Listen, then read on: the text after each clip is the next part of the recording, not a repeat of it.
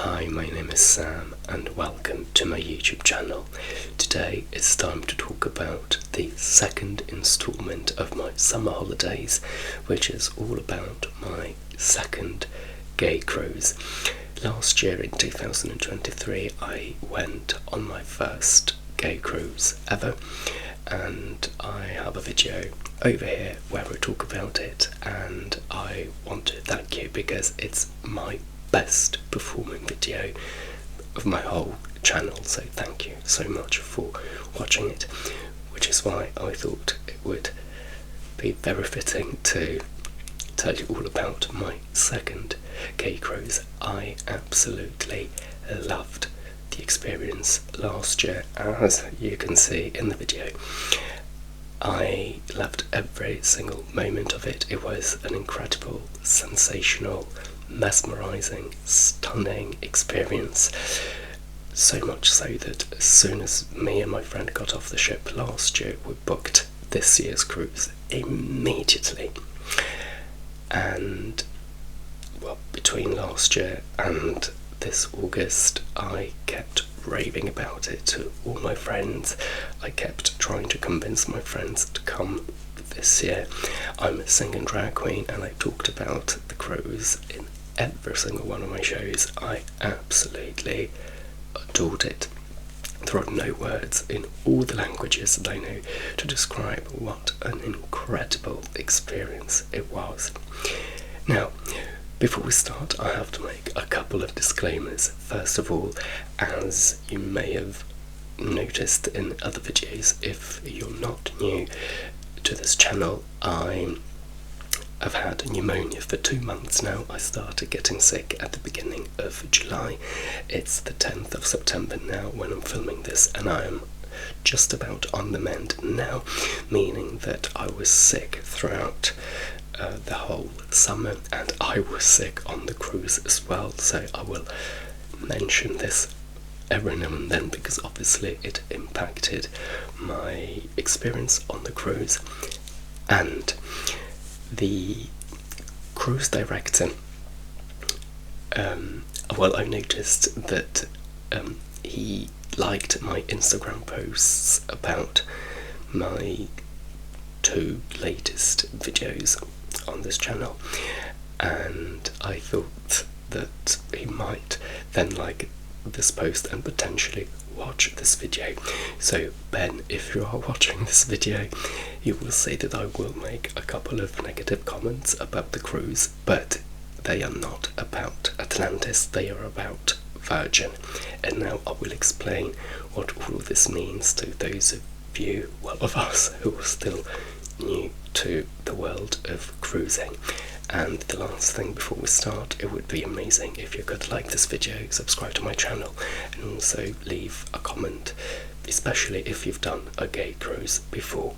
So very quickly about how the world of cruises works, because again I am very new to this myself. This is only my second cruise and I'm only part of this world now, because my friend who I usually go with, he goes on cruises all the time, so he's the only reason why I even went the first time. So there are companies that build the ships, and then they also offer the cruise experience. So for example, Virgin builds physically the ships and they offer the cruise, so you can book a Virgin cruise, meaning that it's on a Virgin ship with the Virgin management. They provide food, entertainment, everything is organised and managed by Virgin. You also have Royal Caribbean, for example, as another company. I went on a gay cruise, and what happens is that the gay company is called Atlantis, but Atlantis doesn't produce, they don't make ships, so they charter or rent ships from other companies and then they bring their own management. So last year I went on I was on a Royal Caribbean ship, so Atlantis chartered and borrowed a ship from Royal Caribbean, but then Atlantis brought their own entertainment, their own management, their own way of organising the cruise. This year they chartered a Virgin ship, so the ship that I was on was different from last year. So what happens is that if you go on a purely Virgin cruise, Virgin offers entertainment as well. What happens with Atlantis, for example, entertainment and the parties. What happens with Atlantis, they obviously make use of the ship. The food is provided by Virgin, but Atlantis brings their own entertainment. They bring a lot of guest performers on the ship for the 10 days of the cruise, and I think they use 1 or 2 of the shows that Virgin provides, but everything else is provided by Atlantis, and so are the parties. The parties are organised, created by Atlantis. So the experience of a gay cruise is slightly different from a normal cruise.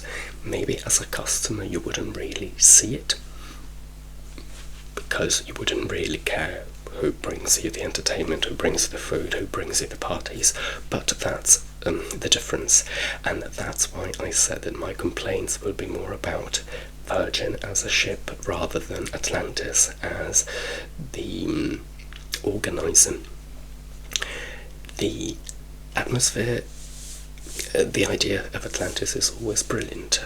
What I like about these cruises is that obviously, yes, it's a gay cruise. That means there are at least 2, 3, 4,000 gay men all on the same ship, and yes, there is a lot of sexual fun involved.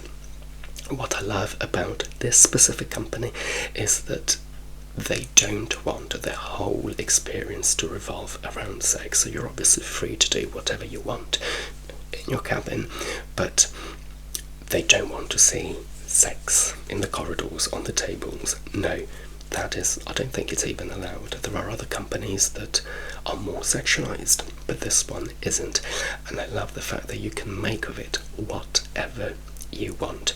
You have excursions, so obviously every day we go to a different destination. You can get off the ship and visit the place. You don't have to, so you can stay on the ship to sleep, to go to the pool. You can do whatever you want. There are parties that you don't have to go to if you don't want to.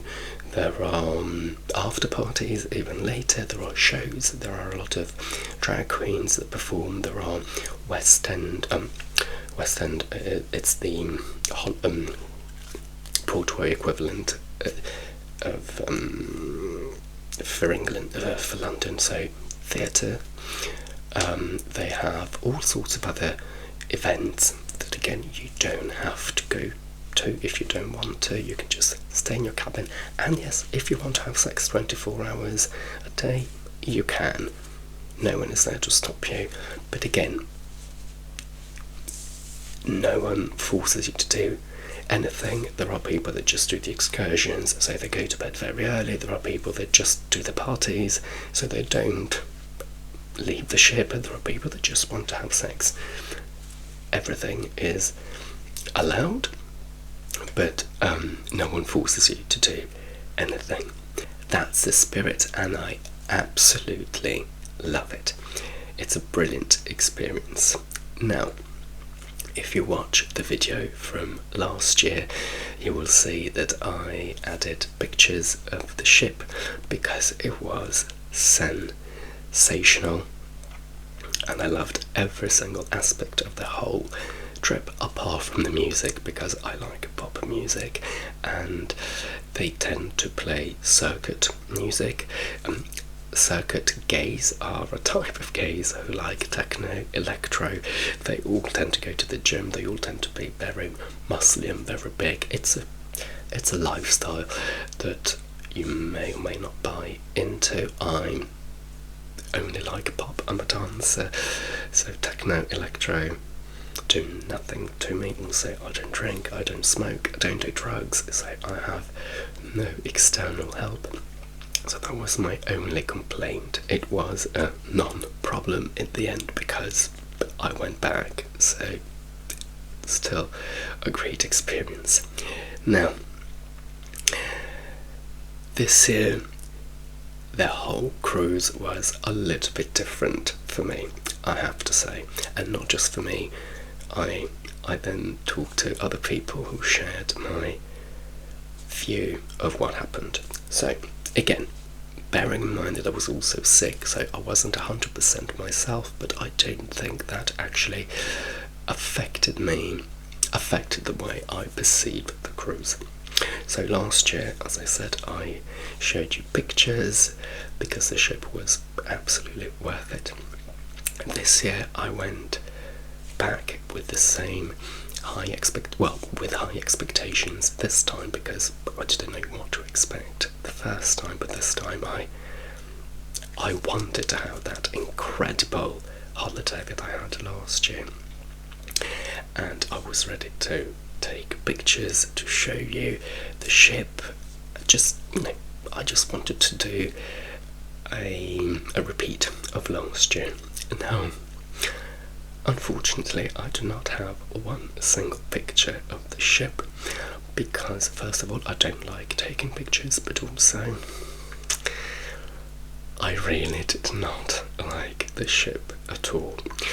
And again, I am so oblivious to the world of cruises that, I knew that the ship would be different, and my friend had warned me that he didn't think I would like it as much, but I didn't think a different ship could have such a big impact on your experience, but it turns out that it does. So I was very disappointed. There's no other way to put it. What I liked about the ship from last year was that it was very colourful. It looked lively. This ship was a little bit smaller, which is not a problem. It's still a huge floating 5-star hotel, so that is not an issue. But this ship was very sophisticated, which I can see why they did it, but it was boring, it was lifeless, there was no colour, everything looked like a lab, everything was in grey stainless steel. The pole deck, so the outdoor deck where you have all the parties, where you have the pools, where you meet people. Last year it was incredible. It had fake palm trees and it had colour. This year it was just, again, uninspiring, boring, no colour at all. I'm cheap, I like colour and I like lights, and I'm very gay. That's what I like life. This ship had nothing.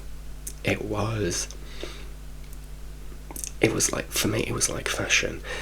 So for me, not only can I not afford fashion, but I don't even like it because I just find it ugly. It's sophisticated, but it's ugly. And this ship was more or less the same. I could see that, we had more sophisticated bars. They looked more expensive, absolutely 100%. But for someone as tacky and as cheap as me, I want colour, I want life. So the ship really dragged me down. It really killed the atmosphere. I thought it was just me to begin with. And again, it is a first world problem because I am still in the middle of the ocean on a huge ship. So there are worse things to do in your life. But I then talked to quite a few people who went on my same cruise the year before, so they went on Royal Caribbean, and they confirmed the fact that Royal Caribbean as a ship was better because it was more lively. That's the best way to put it. It was more about fun, I think. My friend, so the friend that I went to, he loved this ship because he likes expensive things, he likes luxury, and he loved it. He didn't like Royal Caribbean because it was too colourful, it was too cheap. So he loved this one. So yes, we all have different opinions, but I have to say, most of the people that I talked to on the ship confirmed my theory. I think only my friend, out of all the people that I met who'd been on a cruise before, I think he's the only one who prefers this ship. Obviously there were a lot of first timers, so they had nothing to compare it to, and they liked it because obviously they didn't know any better. But I wonder whether, well, what they would think if they could compare the two. A difference, another physical difference, was in the restaurants and also in what we were offered. So on Royal Caribbean we had a humongous buffet which was included, and then there were a couple of premium restaurants that you had to pay extra for. So Royal Caribbean didn't include as much. For example, on Royal Caribbean we didn't have free Wi-Fi. We had an app that only worked on the ship, so we could keep in touch with each other, but I could not have called my mum from the ship because there was no signal and there was no internet. I would have had to pay extra. Virgin this year included basic free Wi-Fi, so on the ship we could communicate with the external world for free. And the difference was that with Virgin we had a buffet, but also we had several restaurants and all of them were included. So alcohol is never included, but for someone like me who doesn't drink, well, I didn't spend an extra penny last year or this year, but this year I got more anyway because I got all the restaurants for free, which I never went to last year because I would have had to pay more. So what was offered was more on Virgin, but again, I didn't like that. As I mentioned in my video on hospitality, which I will link here, I hate being served.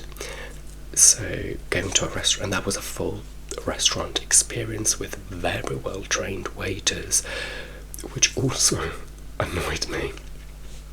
So all of these restaurants really treated you like a king, and the cuisines and the number of different cuisines was insane. We had Korean barbecue, we had Italian, we had Mexican, we had an experimental kitchen that did very weird and yes, experimental things, and there were more that I didn't even go to, I think. And a lot of people liked that, but I didn't, because again, I don't like to be served, and I like buffets because I eat a lot and I want to grab something quickly without being served, and then I want to go. I am not on a cruise to eat. Well, I want to eat to survive, but I don't want to waste time on eating because I want to meet friends, I want to go on excursions, I want to go to parties, and yes, I also want to have sex. I am not on a ship to waste an hour in a restaurant. But again, that is just me. My friend loved being served. He hates buffets because he wants to sit down and be served, so he loved that. And not only so you didn't have to go to restaurants, you could simply just go to the buffet, which is what I did most of the time. But in the restaurants, not only did you have to sit down and be served, but in most of them, the waiters, again, were extremely well trained, but they kept explaining and explaining and explaining where the food came from, how happy the cow was before it was killed, and this plant, this lettuce was, well, it only grows on Mount Everest once a year, and it's here for you. So before you can actually eat, you have to wait 5 minutes for the waiter to finish explaining things. Now, I know that sophisticated people love this kind of general knowledge and fun facts, and also, it makes them feel special. I hate it because I go to a restaurant to eat. To be honest, I don't particularly care that this lettuce was from Mount Everest. I mean, I appreciate the gesture, but I don't care. Also, my palate is so unrefined that if food is too sophisticated, I don't like it because I find it bland. I like McDonald's, so I have no standards, but I need flavour. I do not need bland lettuce from Mount Everest. I need flavoursome lettuce from Lidl just down the road. But again, I understand that my approach is very questionable, maybe. So that was an issue. And the issue was also with the buffet. I told you there was a buffet, so I could have simply gone there, which I did most of the time. But it was a buffet in the sense that nobody brought you the food, and you had to walk to the different stations to collect it. But you still had to be served. So behind the counter, there was still a waiter or a waitress giving you the food. So if you wanted chips, you had to say, "Can I have some chips?" and you had to wait for someone to give you the chips. And that infuriated me. What I liked about the buffet last year was that the food was there for me to grab. Now, I understand that's more wasteful potentially, but yes, it's the first world problem, but I want to grab and go. So even though it was a buffet, there was still a queue because we had to wait for these poor waiters to serve us. The choice was very limited in terms of food at the buffet, and it was more or less the same food on repeat. But luckily I don't care, because again, I have no standards when it comes to food and quality. But yes, it was a bit too repetitive. So the only reason why I ended up going to some restaurants was that my friends, so I went with one friend, we shared a cabin, and then 3 more friends were there as well. And most of them, most of them went to restaurants every day because they didn't really like the food in the buffet, and also they wanted to be served. And when we first started the cruise, I said I am not coming to the restaurants because I do not want to waste time on food. But because this cruise unfortunately was a bit boring in general, I had nothing else to do, so I did join them in a few restaurants, and I have to say, apart from the service, I didn't even like the food. Now, compared to last year, so last year everyone complained about the poor quality of the buffet. I loved it. I found it very flavoursome and very varied.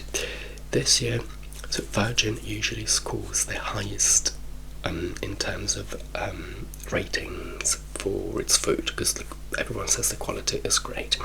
Now, as a very ignorant person when it comes to food, can I say that I preferred the food in these 5-star restaurants? Absolutely not. We went to this Mexican restaurant, which apparently is the best on the ship, and it's very authentic Mexican food. I found it so bland. Nothing was bad. it was just so flavourless and bland. So I did prefer the food from last year, I have to say. But hey, now this was on my negative comment on physical elements of the cruise. The other big problem for me was the atmosphere.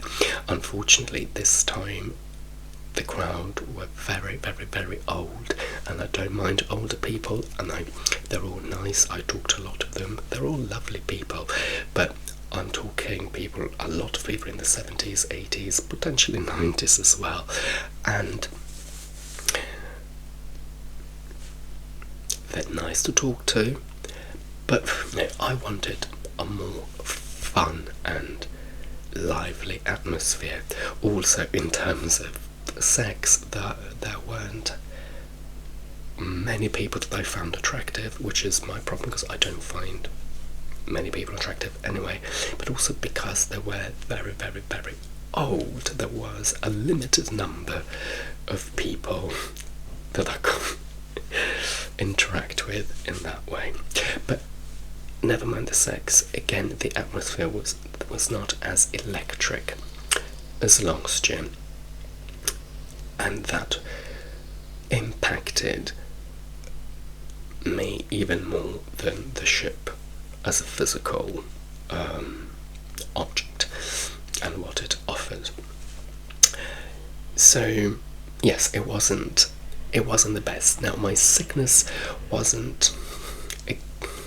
So by that point, because I had pneumonia and I was coughing a lot, well, we think I had pneumonia, nobody really tested me well enough to confirm that.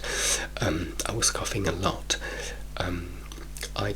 By that time I didn't have a fever anymore, which was great. So I went back to being myself, but because I was coughing so much, my kidneys were hurting every time I coughed. My kidneys felt like they were going to explode. The good thing about it was that my abs just kept popping because I was coughing so much, and my whole body was stretched and strained that all my abs kept popping out. It was brilliant to watch. And then, so the cruise was 10 days, from the 13th to the 23rd of August. We started in Barcelona and we ended in Portsmouth, a town in England. And at the beginning of the cruise, yes, my kidneys hurt when I coughed. Then that went away, but after a while, towards the end of the cruise, it moved to my lungs. Well, to what felt like my lungs, maybe it was more my rib cage. So every time I coughed, I was in agony because my lungs felt like they were about to explode. And yes, it was really, really, really painful, and then it got worse and worse and worse after that, but I'll tell you about that in another video. Now,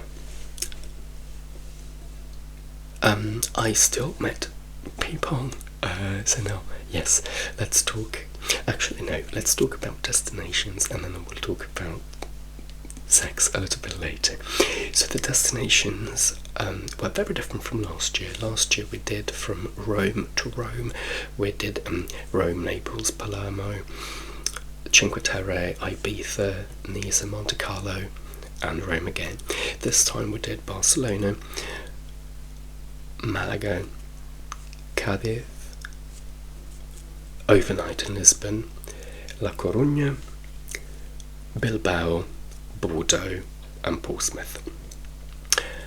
I'd only been to Barcelona before and to Bordeaux, so everything else was new for me.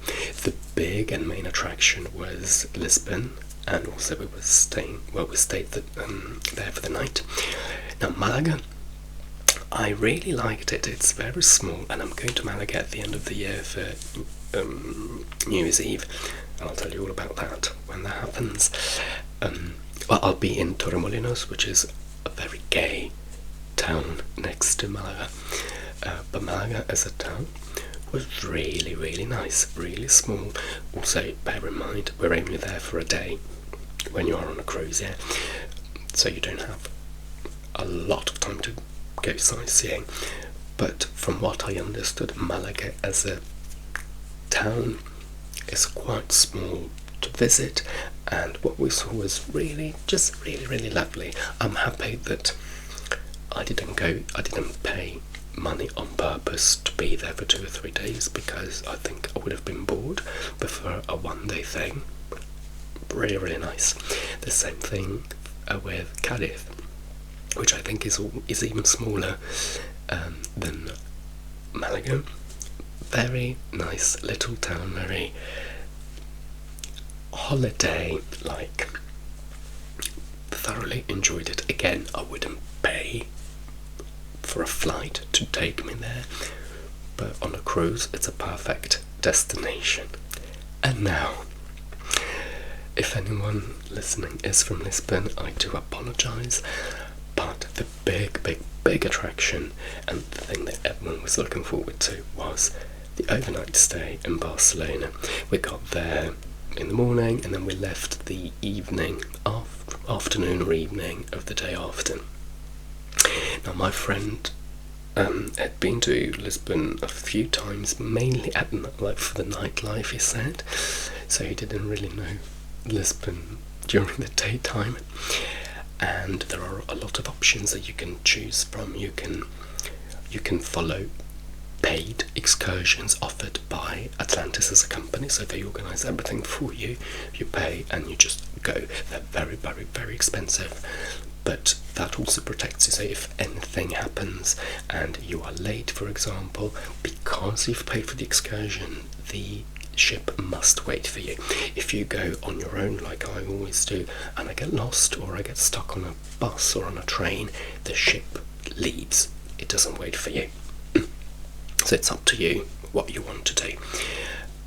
A lot of people did paid excursions. A lot of people also took the tour bus, independently and privately, to have a full tour of the city.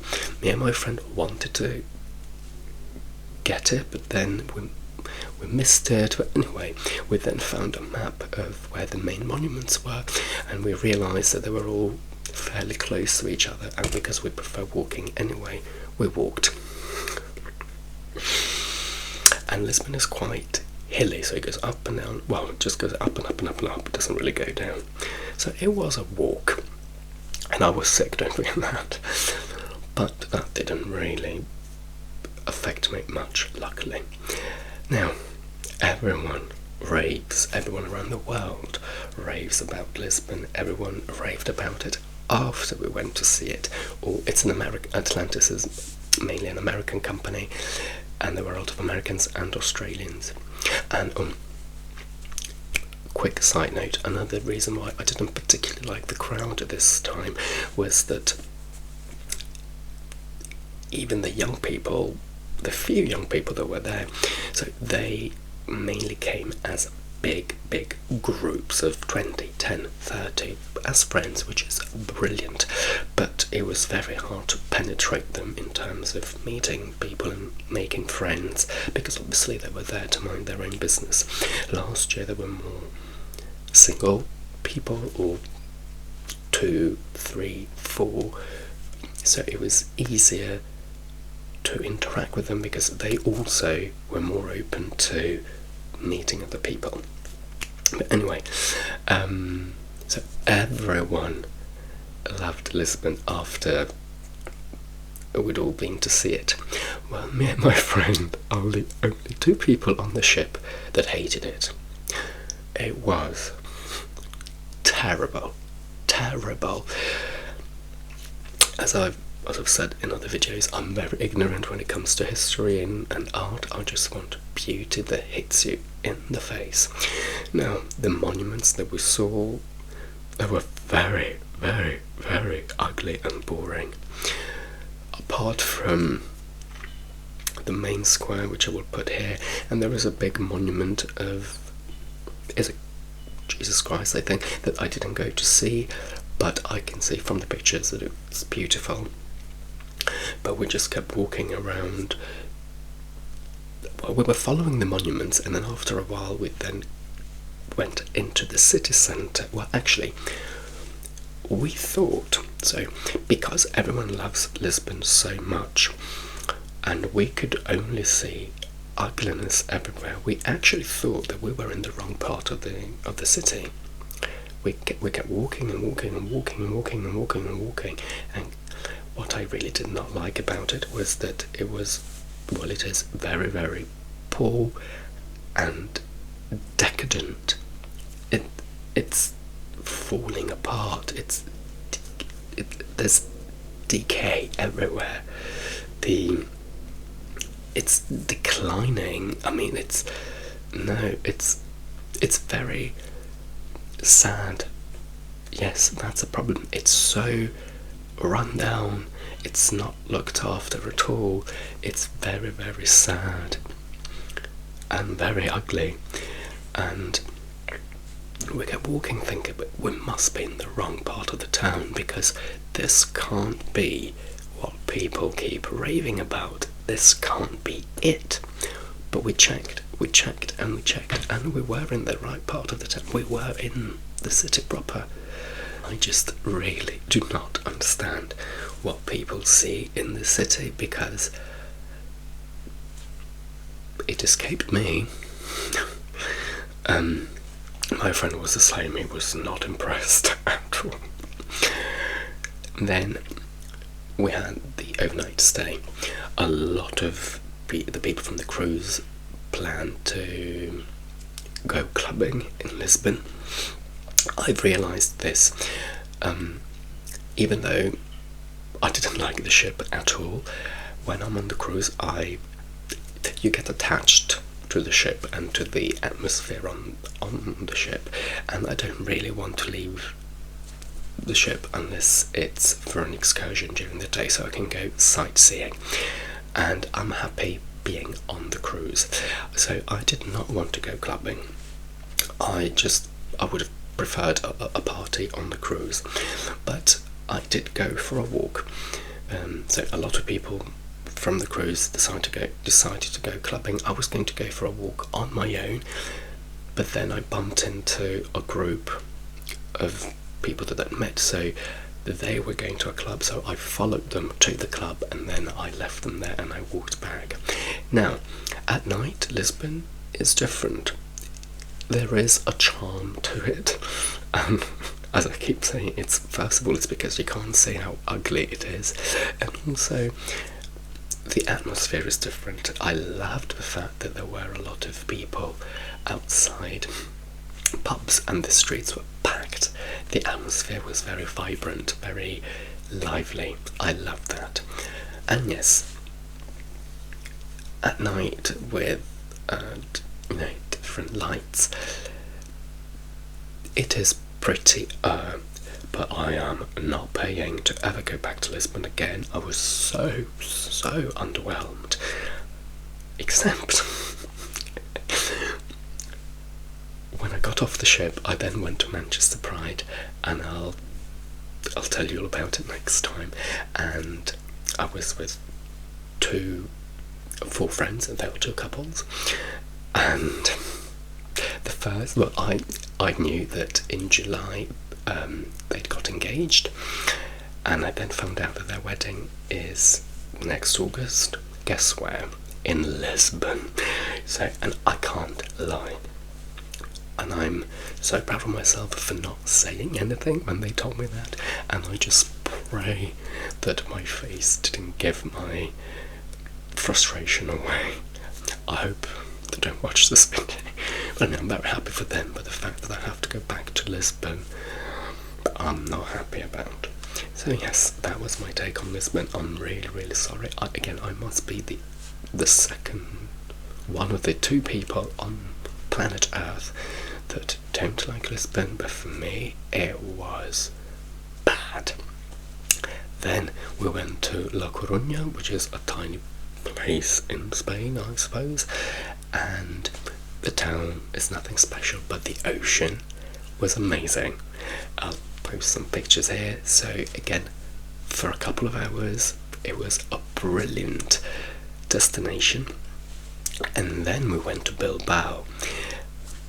I'd never been. I'm so ignorant about geography. I had no expectations. But Bilbao is brilliant. There is a Guggenheim Museum. I'm too ignorant to go to museums. I don't like museums, so I never go. When I go to a different town, quite a few people went, but we looked at it from the outside. The whole city was brilliant, so I highly recommend it. There wasn't a paid excursion that took you to San Sebastian, and my friend is from San Sebastian, but I didn't text her because I know that in the summer she's always in the south of Spain. But then I sent her a picture of Bilbao saying greetings from Bilbao, and she said that she was in San Sebastian, so if I'd told her sooner we could have arranged to meet, but it was too late because it's sorry, this is the cough from pneumonia. It's like an hour or two away from Bilbao, but anyway, it didn't happen. But yes, I highly recommend Bilbao, and they say the San Sebastian is even better, so it's an area to explore. Then we went to Bordeaux. Now, I've already been to Bordeaux once, and I didn't find it to be anything special, so I wasn't planning to get off the ship. But actually, an flatmate of mine and our friend lives in Bordeaux, so although I didn't want to get off the ship, I thought we could meet for a couple of hours. So we kept in touch about it, but then it turned out that we didn't dock in Bordeaux. We docked in the middle of nowhere, 2 or 3 hours away from Bordeaux, so it was just not feasible. Some people did an excursion that took them to the famous wineries of Bordeaux, but they had to leave very, very early. I think, no, it's not even that they had to leave very early, but it was a long journey to then just spend an hour in the winery. I don't drink, I don't care, so I didn't leave the ship, which was great because I wanted to be on the ship anyway. So yes, these are the destinations. That's my take on the destinations and what we saw. Now,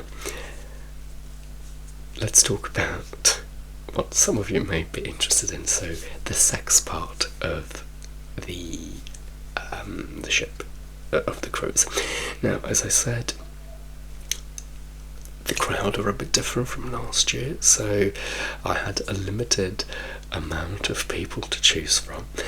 Now, there were very, very, very few single people from what I could tell, so I did have a bit of fun with some single people, but it turns out that there were a lot of couples in open relationships, so I indulged in a bit of fun with a lot of couples, which was great.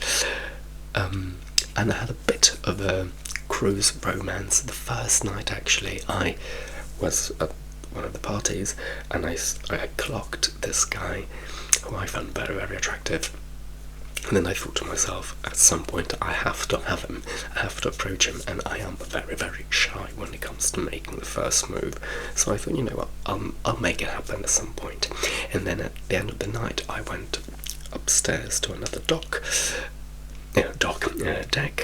and there it was. It wasn't planned, it was just me and him. We started talking, and then we did what we had to do, and we felt a connection. Now, it was not my intention to have a cruise boyfriend for a couple of reasons, because I want to have no commitments. I want to do whatever I want, whenever I want, even with my friends. We were very independent. We did a few things together. We did excursions together. We went to restaurants together, but the rest of the day, if we just so happened to be free at the same time, we could do something together, but we wanted to be free and independent. So I did not want to be attached and tethered to someone 24/7. Also, I was very sick, so emotionally I had nothing to give. I felt a connection, but I, as a human being, couldn't go any further. Obviously, so this guy is Australian, so obviously it would have ended up there. So there was no future or anything like that. But not only did I not want to be committed to anyone, but also, even if I'd wanted to, I could not have made the most of it because emotionally I had nothing to give. So we did spend a bit of time together throughout the cruise. We kept bumping into each other, but I even apologised to him. I said, look, I am not looking for anything serious and permanent on the cruise, because I did feel bad, because every time I went to a party, obviously I would see him, and then next thing I know, I was snogging someone else, and I could see either him or his friends looking at me, and I felt terrible because I didn't want him to feel like I was leading him on, which is why I tried to clear the air as soon as possible, and he was fine with it. And the nice thing was that after the cruise he went to Sitges, which is an area, it's a town, a gay town in Spain, and I went to Sitges Pride, and I'll link the video here. And then he has a cousin that lives in London, so after Sitges he came to London, and he came to see me while I was doing a drag show, and then we met the day after as well, which was really nice. But obviously he was back in Australia, and that's the end of that story. But yes, I had my little cruise romance, and that was it. Yes. Something. We've talked about dark rooms in the past, so why not this time as well? So last year, so these ships don't have a dark room specifically. For those of you who don't know what a dark room is, it's a room with dim lights where the gays like to meet to interact with each other physically, if you know what I mean.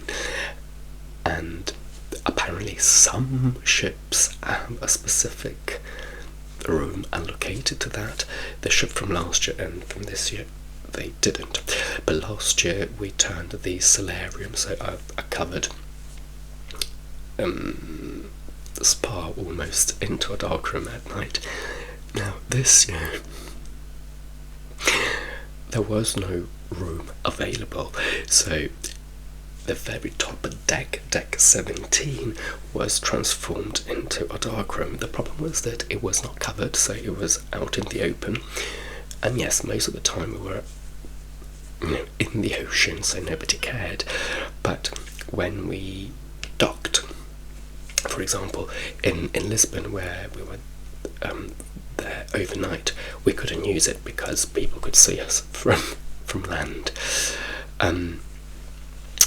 Also, especially when we went from Lisbon upwards towards England, it got cold, so it wasn't really feasible to be on deck 17. Now, I went twice. So last year I went all the time as a social experiment, but also because it was warm and it was more secluded and it was all on the same level. This time I only went twice. First of all, because some nights obviously the deck 17 was closed, and also because you had to go up the stairs to then enter deck 17, and I felt like, if I see someone walking up the stairs in the corner of my eye, I automatically turn, and I didn't want to be watched as I was going up the stairs because it made me uncomfortable. But the 2 times that I went, it was dead, and from what I could hear and read from the chats as well, online chats, it wasn't the most prolific darkroom experience this year. So yes, there's that. So that was my experience. I have to say, I am gutted that it didn't go as well as last year. It was still, again, better than working, so there are worse things to do in August than being on a cruise. Now, what have I learned from this? So last year I couldn't stop recommending the cruise as an experience. This year, after this year's experience, I can't fully and wholeheartedly recommend it, because I've learned this. Well, first of all, what the ship you know in advance. So, for example, next year we already know about the cruises for next year, and we already know the ships. So if the ship really puts you off, then you already know now that you can't do that specific cruise with that ship that you don't like. The crowd was the main problem for me this time, and I've learned that obviously you can't control that. Atlantis has no say in who gets on the ship, so I guess I was extremely lucky last year, and this year, apart from the ship as a physical object, I was a bit less lucky with the cruise, with the crowd. And weirdly, this year Atlantis did 2 back-to-back cruises. They did one from Athens to Barcelona, and then from Barcelona to Portsmouth immediately. I only did Barcelona to Portsmouth. My friend did both. So he was on the ship for 19 days, and he said that the crowd on the first cruise was much better. So not only did he love the ship, but he also loved the crowd. And even he said that the crowd on the second cruise was a bit less exciting. So, would I do it again? Yes. So next year they are planning several cruises. The one that I'm going to do is the Athens one. So it will be from Athens to Athens and doing all the Greek islands, which I have never done or seen before. Unfortunately, it will be on the same ship, and I'm really not happy about it. And I know that they're going to do other cruises in other areas of the world at different times, and I've seen the ships mainly from Royal Caribbean, and they look glorious, and I am so angry that I am stuck on that uninspiring and boring ship that is the Virgin one that I went on. But I am going with different expectations. I'm going with very low expectations, and I'm only going for the destinations, because I don't think I will ever see those islands again, not all of them at least. So I am only going for the destinations. I already know that I will hate the ship, and now I know that there is a chance the crowd may not be the best, which again is no one's fault. But that being said, as an experience, it's amazing despite all the negatives. It's a great experience that I highly recommend you try. You may not like it, but it will not be a terrible experience. You have incredible entertainment, at least on a gay cruise. I've heard that straight cruises are a bit less